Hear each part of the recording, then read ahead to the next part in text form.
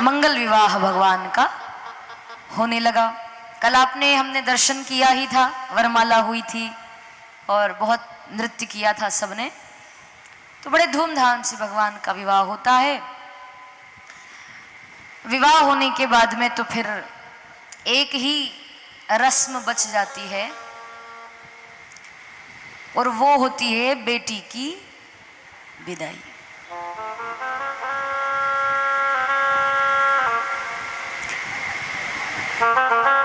आप सभी जानते हैं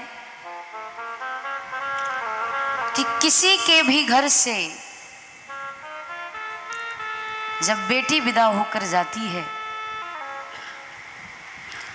माता पिता परिजन बहुत रोते हैं,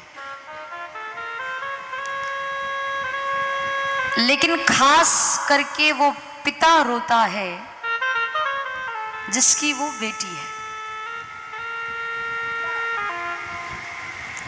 देखिए, संसार में कितना ही कठोर छाती वाला बाप क्यों ना हो, जो कभी रोता नहीं हो, जिसको कभी आंसू ही नहीं आते किसी प्रसंग पर,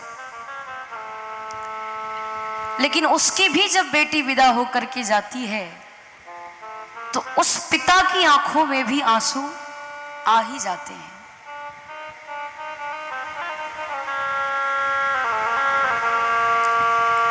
आज रुक्मणी जी विदा होकर के जा रही हैं,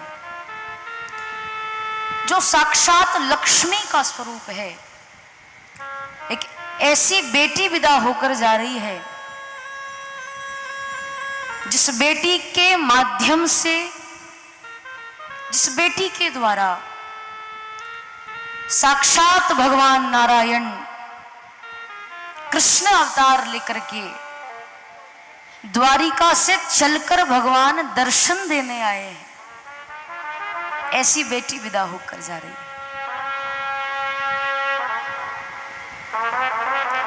रुक्मणी जी की मां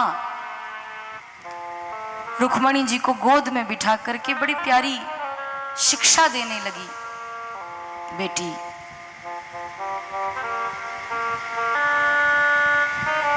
तू जा रही है, चली जा। अपने सास ससुर की तू ऐसी सेवा करना, ऐसी सेवा करना, ऐसी सेवा करना जैसी सेवा तू हमारी करती है, माता पिता की तरह।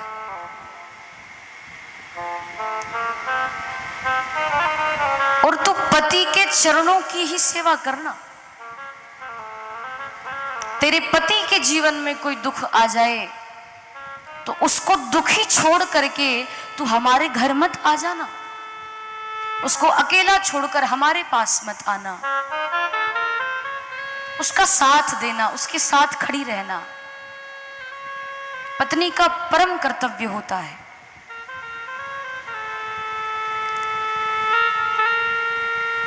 और तेरे जीवन में कोई दुख आ जाए तो 4 आंसू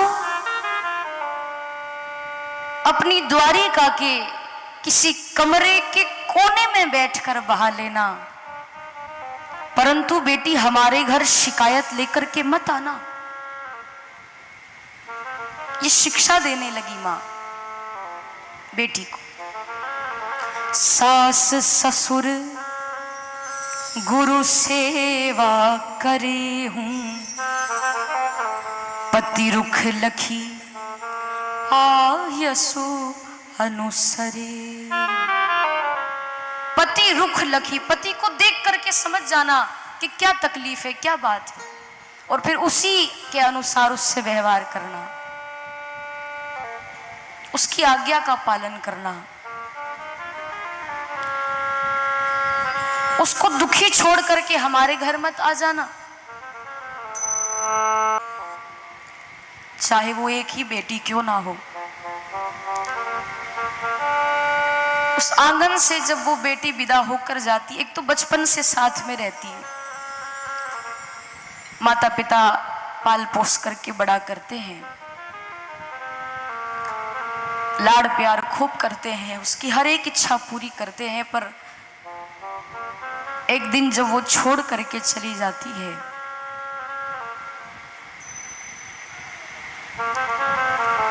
ऐसा लगता है मानो हमारे प्राण ही जा रहे हो।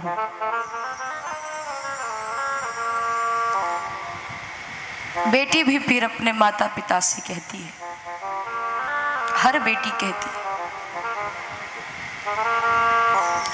थारा अंगना की चिड़िया रे, बाबुल एक दिन उड़ जा।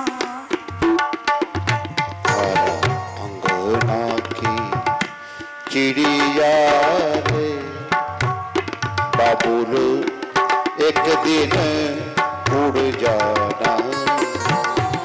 थारा अंगना की चिड़िया रे, बाबुल एक दिन उड़ जा। थारा अंगना की चिड़िया रे, हो बाबुल एक दिन उड़ जाना। थारा अंगना की चिड़िया रे, बेटी कहती है कि पिताजी मैं तो आपके आंगन की चिड़िया हूं, बाबुल एक दिन उड़ जाना, मैं तो एक दिन चली जाऊंगी। कोई पिता अगर अपनी बेटी को डांट दे बचपने में, तो वो बच्ची, छोटी सी बच्ची अपने पिता से कहती है कि पिताजी क्यों डांट रहे हो, मैं तो आपके आंगन की चिड़िया हूं, एक दिन उड़ जाऊंगी। जैसा खिलाओगे वैसा खा लूंगी, जैसा पहनाओगे वैसा पहन लूंगी, जैसा पढ़ाओगे वैसा पढ़ लूंगी, जिसके साथ बांधोगे चली जाऊंगी, कभी कोई शिकायत नहीं करूंगी। तो फिर क्यों डांटते हो? इसीलिए बेटी कहती है, अंगना की चिड़िया रे, बाबुल एक दिन उड़ जाना। ओ थारा अंगना की चिड़िया रे, बाबुल एक दिन उड़ जाना। बाबुल एक दिन उड़ जाना, बाबुल उड़ जाना।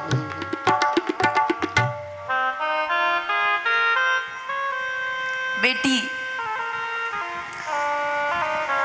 जब आंगन से विदा होकर जाती है, माता पिता परिजन बहुत रोते हैं। फिर वो भले हमारे घर से विदा होकर जाए या किसी और की बेटी हो, बेटी तो बेटी होती है।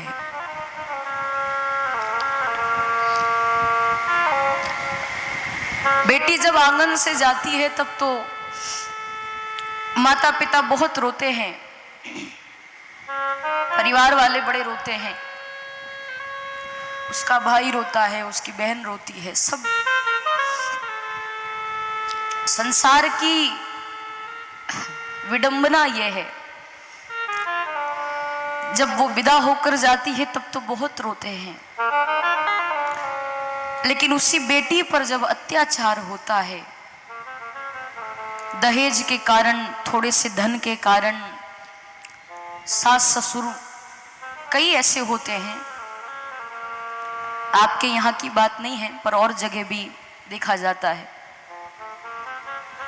लालच में आकर के थोड़े से धन के कारण, दहेज के कारण जो अपनी बहू में आग लगा देते हैं, उसको प्रताड़ित करते हैं। बेटियों पर कई प्रकार के अत्याचार होते हैं, और जब ये अत्याचार होते हैं, कहने का भाव ये है कि तब कोई नहीं बोलता, तब सब चुप रहते हैं। असल मायने में यदि बेटी की आप रक्षा करना चाहते हैं, बेटी को आप मानते हैं, तो जब ऐसे कोई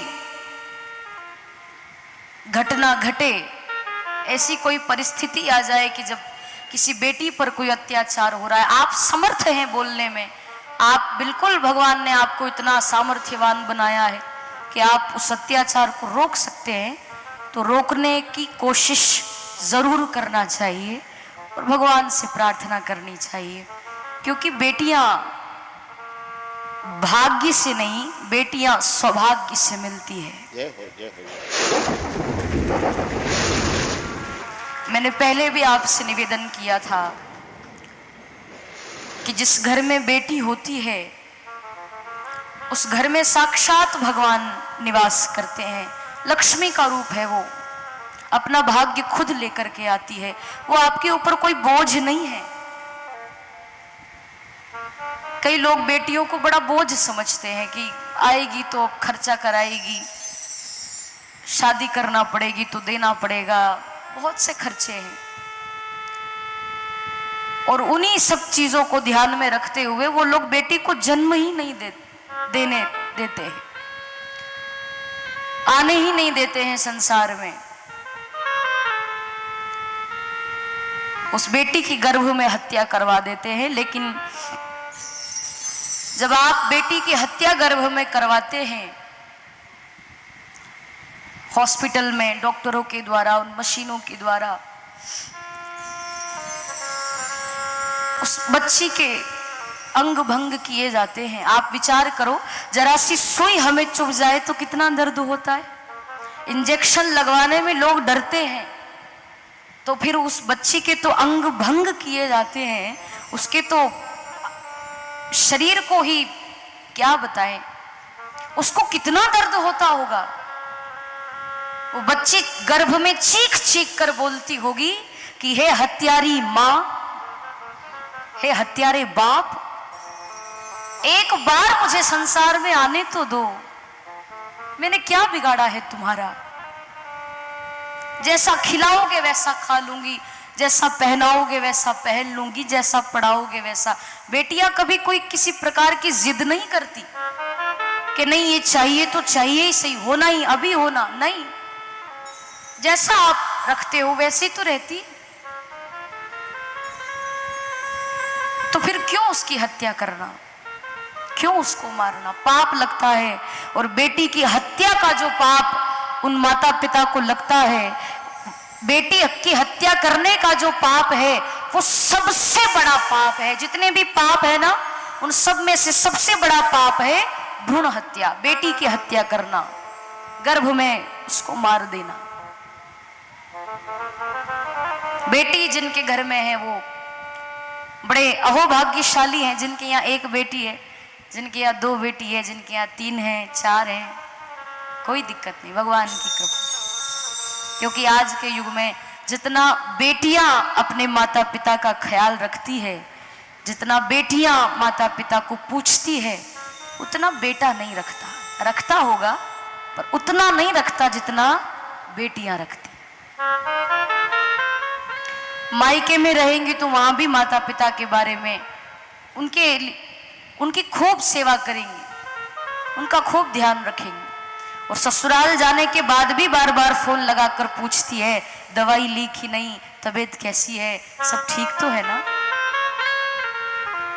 आप सभी माताएं, आप भी बेटी हैं, आप भी तो अपने माता पिता को याद करती होंगी।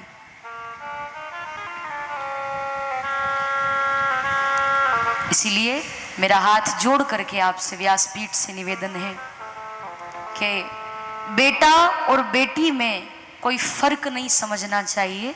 आपकी बात बिल्कुल मैं सहमत हूं इस बात से कि बेटा कुल का दीपक होता है, बेटा वंश को आगे बढ़ाता है।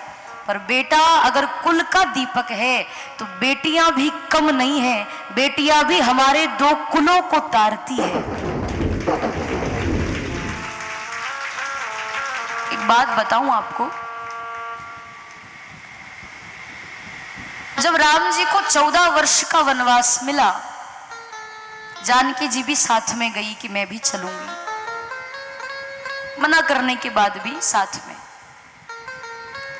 चित्रकूट में भगवान विराजमान थे और भरत जी को जब सारी बात पता चली तो उनके मन में राजपाट संभालने की कोई आकांक्षा नहीं थी। उनको तो बस एक ही आक इहई मन माही, प्रातः काल चली हूं प्रभु पाही। उनका ये था कि मुझे तो बस मेरे सीताराम जी का दर्शन हो जाए।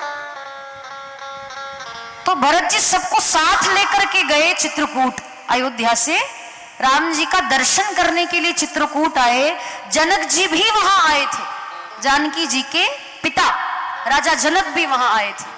सबसे जनक जी मिले और सबसे अंत में जब अपनी बेटी सीता को सन्यासी वेश में देखा, सन्यासी रंग की साड़ी में देखा ना, जनक जी की आंखों में आंसू आ गए।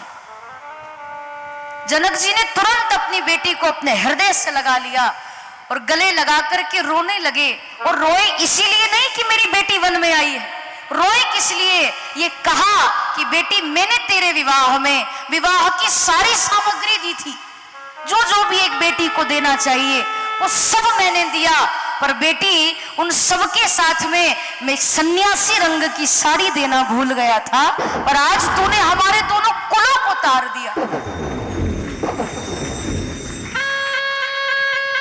आजकल की कोई बेटी होती तो नहीं जाती पति के साथ, आपको वन मिला है आप जाओ, मैं क्यों जाऊं। पर धन्य है जानकी जी, वहां जाकर के फिर उस पिता का सीना चौड़ा हो जाता है कि ये मेरी बेटी है। हृदय से लगाकर के ये कहा था कि पुत्री पवित्र किए कुल दो, तूने आज हमारे दोनों कुलों को तार दिया है। ऐसी होती है बेटियां। और क्या प्रमाण दूं मैं आपको, इसीलिए कहते हैं कि बेटे से तो बेटी भली, पूत भयो कपूत। आपका पुत्र कुपुत्र हो सकता है, पर आपकी पुत्री कभी कुपुत्री नहीं हो सकती। इसीलिए कहते हैं कि बेटे से तो बेटी भली, पूत भयो कपूत, क्योंकि शबरी तो बैकुंठ गई और धुंधकारी भयो भूत। धुंधकारी की कथा सुनी थी ना प्रथम दिन, कैसा लड़का पैदा हुआ, हाँ भूत बना ना, प्रेत बना, उसके कर्मों के हिसाब से माता पिता को भी कितना परेशान किया। कभी किसी बेटी की ऐसी कथा सुनी आपने कि कोई बेटी ने माता पिता को ऐसे परेशान किया उमरने के बाद में, हाँ कभी प्रेत योनि में गई नहीं। इसीलिए बेटियों का मान सम्मान उतना ही करें जितना बेटों का करते हैं। और मेरे भाव को आप गलत ना लें कि बेटों को फिर ज्यादा लाड़ प्यार नहीं करो, बेटी बेटी को ही करो, नहीं, दोनों समान। आपके बेटा भी जैसा है वैसे ही आपकी बेटी, दोनों में कोई भेदभाव नहीं रखना चाहिए।